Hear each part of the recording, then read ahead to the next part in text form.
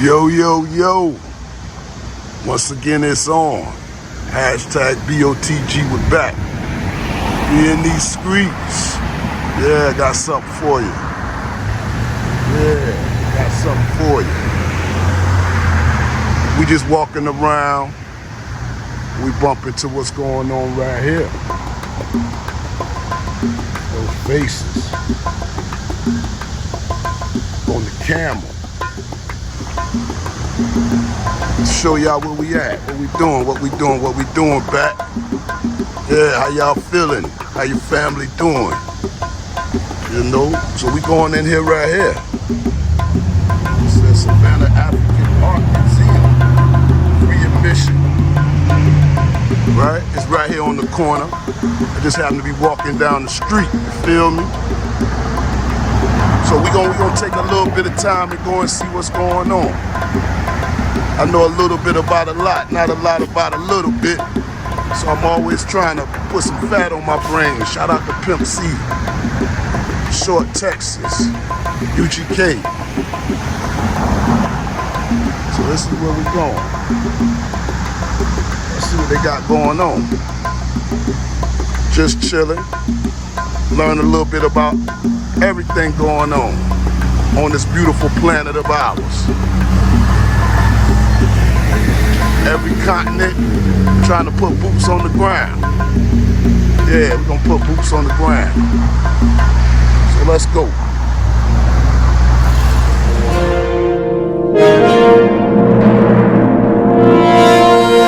Hashtag BOTG, we're back. Hashtag boots on the ground, we're back for what's mine. 100. I think there's a little bit of Central African Republic there too. Gabon and Angola. So that's where we're going. Yeah, that's where we're going. But this is the intro room. Of course, it's not going to be a great introduction without you knowing a few more other things besides Central Africa. Right. You know, this place is free to go to, so whenever you come back, we'll be here.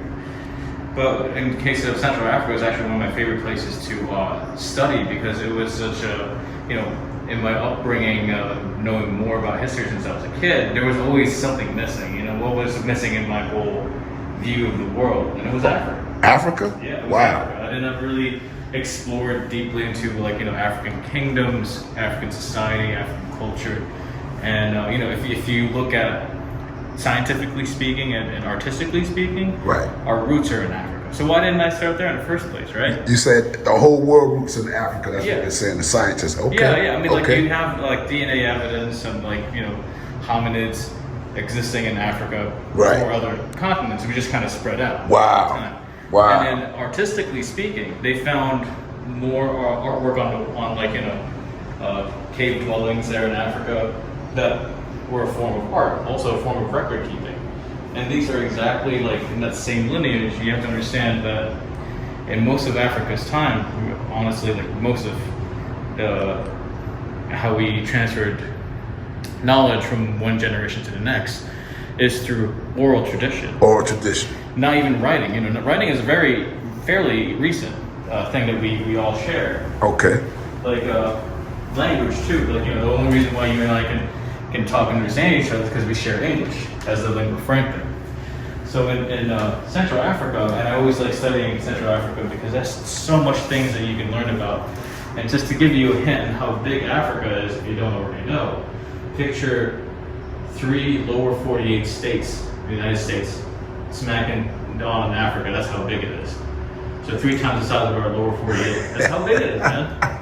It's huge. Around the throne. Okay. That's just an aesthetic thing. I mean, you have an item that's, we have to look at as a huge thing of value. Nowadays we have precious metals like gold and silver, right? Right.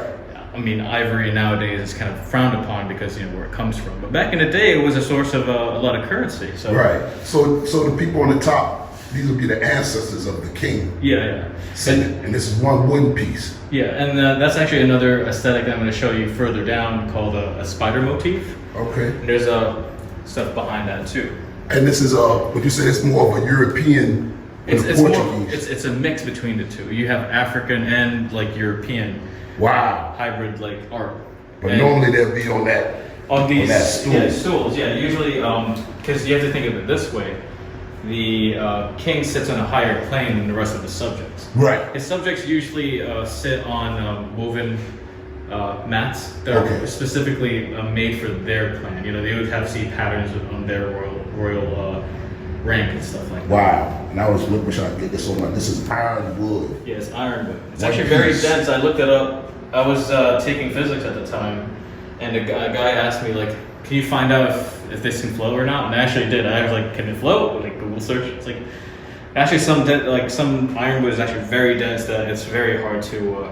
Yeah, it is firm. Yeah. There's also in terms of wood, and I'm not going to go further into this because it'll take me to a tangent. Okay. In Madagascar, there's a type of wood there called rosewood.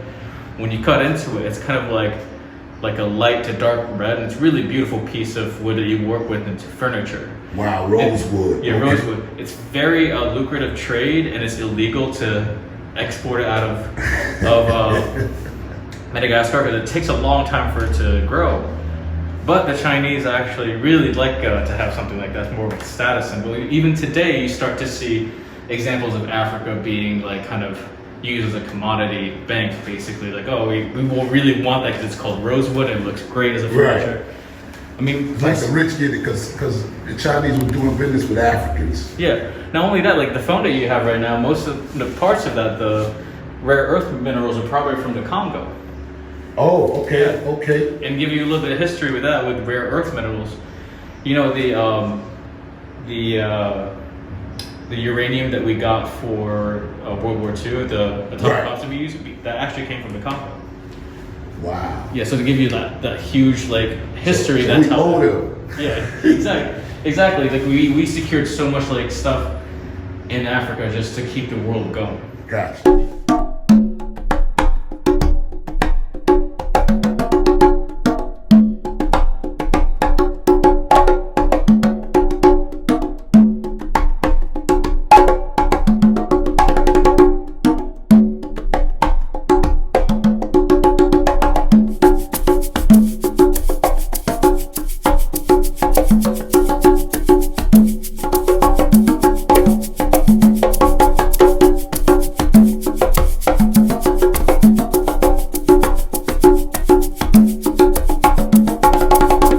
Big central figure here, King Ibrahimovic. Now, I never went into detail on all the collections we have over here. It's actually fairly recent. We're talking about like 19th century, 20th century, like, you know, the 1900s, all the way up to the 2000s. He's a Muslim? Yep. Okay. Yeah. This when the Muslims went. Okay. Okay. And King, what's his name again? King Ibrahimovic. Okay, because I know I can't. He's a very interesting guy to study because he was born around 1860. And around this time in Europe, I mean, everybody was industrializing, you know? Okay. They needed raw material, right? Right. So, the people that came in contact with King Ibrahimovic, at this point in time, he was still fairly young, you know, he wasn't fit to rule. His father was actually ruling the kingdom at this time, but he got ambushed right outside the kingdom by a neighboring kingdom. And so this is a really important detail to understand like how things are run in the systems in Cameroon, is that they killed his father, but they kept his head. And as macabre as that sounds to us, you know, us being more like, you know, quote unquote civilized, Right. we wouldn't do that to somebody. We'd probably capture them or, you know, imprison them and see, like, you know, if we want to trade them. But here's an important thing to understand. The head is a very significant thing when it comes down to King Njoya becoming king. Even though if his dad was going into old age, he had to be present during his procession, alive or not. So even his head has to be there, it is present. Wow. To foresee that his son was going to be king. Wow. So they actually, you know, no pun intended, cut off that line of succession. So without his father's head, he couldn't become king. Wow. So like a genealogy, you had to have some proof. Yeah. That dead or alive. Yeah. So they killed his father, cut his head off. Yeah. And then he used that for his But they kept succession. Yeah, they kept Wow. There's the belief in a lot of Pan-African societies that, you know, even if you conquer or defend yourself and you capture somebody who is, you know, very prominent, Right. you keep their head. You actually, what they do is they keep a bust of his head. Like, you know, they have the whole entire process of melting bronze into ore to basically have like what's it called, death masks, Right. and make busts out of them. Because the thing is, when they show the people, like, these are the people that we defeated, look how great they were, but we still came on top. Right. So it was Make us look strongest. it was still that respect, Right. but showing people like, hey, we still came on top, Right. you know? Wow. So when the Germans came to trade with the Bamoun Kingdom, which is what King Njoya was part of. Bam, bam, boom. Yeah, B-A-M. B-A-M-U-M. Yeah, and the Germans came. You know about what year that was? That was probably around 1880. 1880. Okay. Yeah. Kind of recent. Yeah, fairly recent. This is, you know, he was still pretty young. I was going to say 1870, something like that. But anyway, the whole notion of them coming to Cameroon was for one thing and one thing only, was for trade. They wanted to have commodities going into Germany in order for them to kind of keep their industry going. They needed palm oil. Palm oil. From grown from trees, but the palm trees over there, and rubber.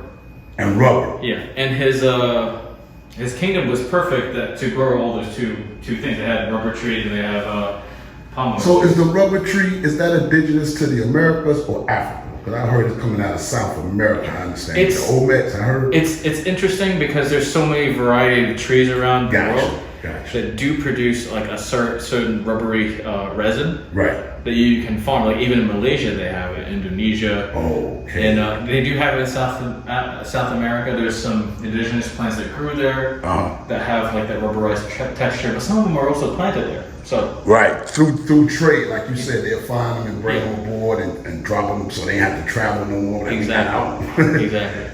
Okay. Well, King Njoya here is growing up in a very tumultuous time. He doesn't have his right to rule. He's still being taught by his court ministers about his education. Okay. And when the Germans came in, they offered them two things: we'll trade with you, and we'll give you a lot of riches. And that riches is like other raw materials, weapons, and so on and so forth, and military power. And all they have to give back is raw material. Okay. But the Queen Mother, his mother, was actually ruling the kingdom at this time. Right.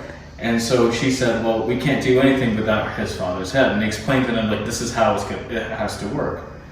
So the Germans came and said, well, we'll recover the head with you, but we need your help. We don't know the lay of the land, but we have a lot of military power, right? Okay. So they came in there. They knew which kingdom it was. They got the head back and had a whole entire procession of naming King Njoya the king. So he's now king proper. Wow. Yeah. Wow. So, and then further down the road, we see his education blossom more. What the Germans also gave in his education is more globalized education. So the Germans educated him too in their ways and cultures. Yes. Yeah. Not only like is he educated in his way of his culture. Right. But now the Germans are like, well, this is what the rest of the world is like. Wow. So he has a more global. Upbringing in terms of. I gotta see culture. what king that was in Germany. Oh wow, that's wow. I gotta look at that year. Wow, this is. Go ahead. I'm just. Yeah, that's okay. So King Njoya, he actually converted to Christianity in the beginning because his teacher was a Methodist priest, and so he converted to Christianity. He knew how to write, read, and speak German. He actually wrote to King Wilhelm II in Germany and told him that you have now, you have a mayorship of one of my towns, just to show him a thing of gratitude for doing all of this, because he wouldn't be king if it wasn't for that. So like dual citizenship in Germany and Africa. I mean that's happening today, isn't Right, it? same thing. Hamster wheel, nothing changed. Yeah. So King Wilhelm II sought to see. Basically, it translates to royal brother in German. but basically gave him a cuirassier uniform. It's a King's Guard uniform Yes. in return, and kind of saw each other as equals. Now, we know that European and African history, there's a lot of like butting heads, you know. Right. But there's cases in some of the history that there was kind of like mutual respect. Now I'll go further down to that. So you have this mutual respect between Cameroon and Germany. Wow. And there was a time where Germany was asking him like, hey, do you want to adopt our language? Do you want to adopt our writing system to be part of your culture? But King Joy at this time already knew everything he had to know at that point in time about what's happening to different cultures, different societies, and he just said, no, we're okay, I can make my own language. Okay. So if you look it up, if you look at the Bamoon script. The Bamoon. Yeah, B-A-M-U-M script. B-A-M-U-M script. He made it himself because he knew how powerful the language is. Wow. He knew how powerful. Smart. How powerful, what's it called, language is. So Yeah. he used his own education to make, like I said before, like, you know, most of Africa's oral traditions. Now he's stepping into the plane of like, no, I'm going to make my own language so that our people can keep their identity. Oh, awesome. So, awesome. Really Keep your identity and help with trade too. Yeah, exactly. Okay. So now fast forward, now we're in 1916. This is World War I. 1916. Yeah, so this is around World War I. Now we know that the Germans lost World War I. Okay. So the French actually stepped in Cameroon and said, well, you lost. And it's like, what do you mean? It's like, we didn't lose, like we were never part of your war. There was actually some cases where the Cameroonian people were actually fighting in the Western Front. Not only that, they were fighting other Africans. Like for example, France had some colonies in like Mali and in West Africa.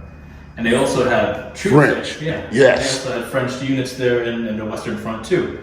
So it was a really globalized world. In Europe, besides that little tangent, the French went in and basically told him, we're in power now, and whatever deal you have with the Germans is like Null and void. Yeah, null and void. That treaty is tore up. Exactly. So what did King Njoya do? He was going to lose all that power. The French instilled one of his sons to be the rightful king, like behind his back. So what did he do? He was like, well, the only thing I can do is retain my power. And what did he do? He converted to Islam and allied himself with the local Sokoto Caliphate for trading reasons. Okay.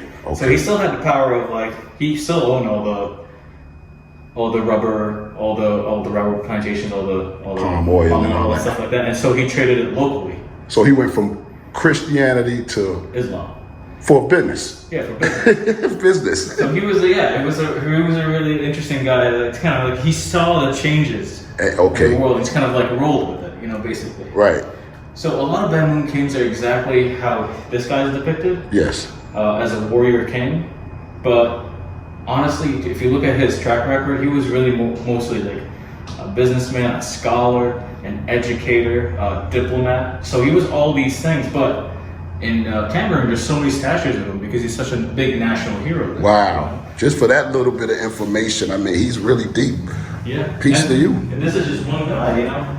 Wow. You can only imagine, and this is around the time, you have to understand, late 1800s, there was a lot of national movements and a lot of African kingdoms. Okay. Not only that, globally, a lot of former colonies or still colonized countries were having national movements too. Right. Like where I grew up in the Philippines, that was around the time a lot of well-educated people that were part of the merchant class started to think more about like, this is us, we're Filipinos. You know, in Cameroon, we're Cameroonians. Like, right. This is who we are.